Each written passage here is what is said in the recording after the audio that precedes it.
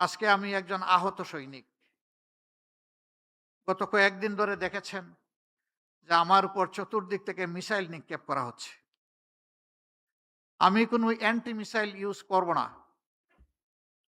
বরঞ্চ আমার রাজনৈতিক সহকর্মীদেরকে আজকে আপনাদেরকে সাক্ষী রেখে যারা সম্পূর্ণ অন্যায়ভাবে আমার চরিত্র হনন করেছেন, আমি তাদের সবাইকে ক্ষমা করে দিলাম।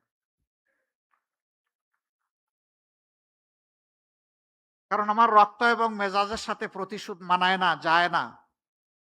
আমি প্রতিশোধের রাজনীতিতে বিশ্বাস করি না। আমি বিশ্বাস করি আমি যদি আমার কোনো সহকর্মীকে, বন্ধুকে, ভাইকে তার ভুলের জন্য ক্ষমা করতে পারি, তাহলে আমিও সমাজের কাছে একদিন আমার ভুলের জন্য ক্ষমা আশা করতে পারি। কিন্তু সেই আমি মানুষটাই যদি প্রতিশোধের রাস্তা ধরে হাঁটতে চাই, তাহলে আমার উপর থেকে আরেকজনের প্রতিশোধ নেওয়ার অধিকার তৈরি হয়ে যায়।